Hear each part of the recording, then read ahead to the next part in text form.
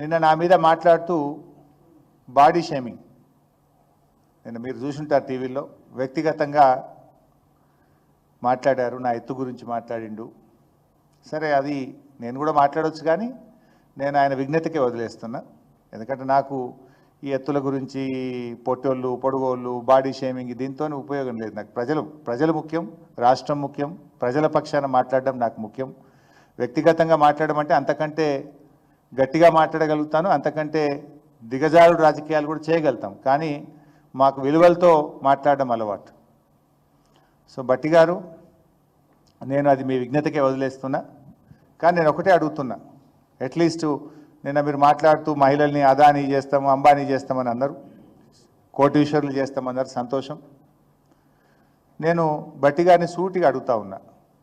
1 April 1, 2024 నుంచి ఈ రోజు వరకు ఉన్న వడ్డీ లేని రుణం డబ్బులు వెంటనే విడుదల చేసి మహిళల పట్ల నీ చిత్తశుద్ధిని రుజువు చేసుకో. నంబర్ 1. నంబర్ 2, మీరు అన్నారు 21,000 కోట్ల వడ్డీ లేని రుణం ఇస్తామన్నారు కదా. ఆ 21,000 మహిళలు ఎంత రుణం తీసుకుంటే మొత్తం రుణానికి వడ్డీ లేని రుణం ఇస్తాము అని జీవోను సవరించి విడుదల చేయమని చెప్పి నేను బట్టి గారిని డిమాండ్ చేస్తూ ఉన్నా.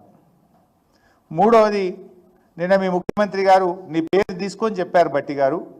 మా బట్టి గారు స్టిచ్చింగ్ ఛార్జెస్ 75 రూపాయలు పెంచిందని చెప్పింది కదా.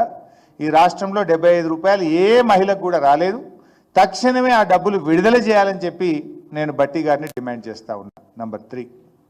నంబర్ 4, బట్టి గారు కొంచెం వెనక ముందు చూసుకోండి. మీరు ఆర్థిక శాఖ మంత్రి, అన్ని వివరాలు మీ దగ్గర ఉంటాయి. నిన్న బట్టి గారు మాట్లాడుతూ ఏమన్నాడో ముందు చూసిన తర్వాత నేను విషయానికి వస్తాను. 10 సంవత్సరాల బడ్జెట్ గురించి ఒక 10,000 కోట్ల రూపాయల మీ గురించి ఆలోచన చేసి వడ్డీ లేని రుణాలు ఏమన్నా ఇచ్చాడా? ఏమైంది ఆ రోజు?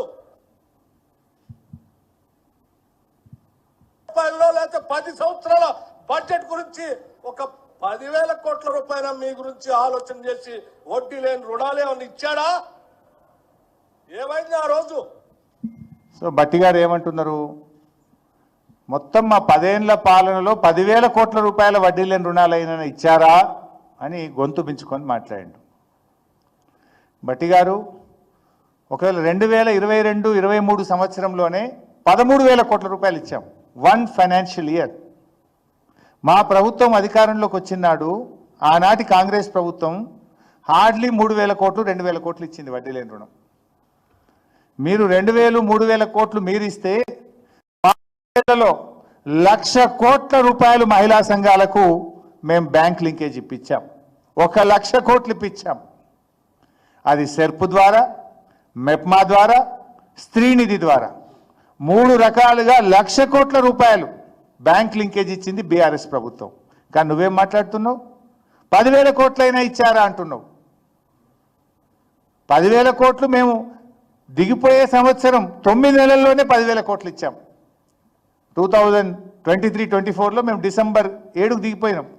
ఆ 9 నెలల్లోనే 10,000 కోట్లు ఇచ్చాం. అంతకుముందు ఫైనాన్షియల్ ఇయర్లో 2022-23లో 13,000 కోట్లు ఇచ్చాం.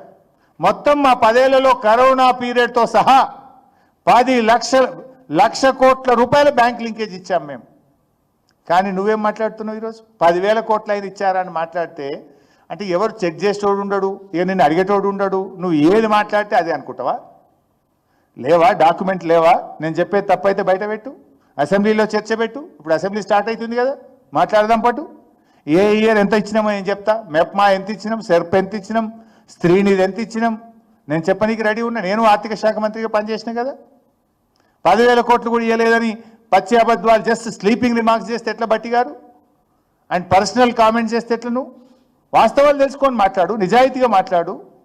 మేము 1,00,000 కోట్లు ఇచ్చింది బీఆర్ఎస్ ప్రభుత్వం, మేము 2,00,000 కోట్లు ఇస్తా అని చెప్పు, వద్దంటలేను. కానీ మేమిచ్చింది తక్కువ చూపడం, మీరిచ్చింది ఎక్కువ చూపడం, మీరు ఇయ్యని దాన్ని కూడా ఇచ్చినట్టు చూపడం, ఇదేం చిల్లర రాజకీయం అని నేను అడుగుతా ఉన్నా. అంటే 10,000 కోట్లు కూడా మేము ఇవ్వలేదు అని ఏదైతే నిన్న బట్టి గారు మాట్లాడినరో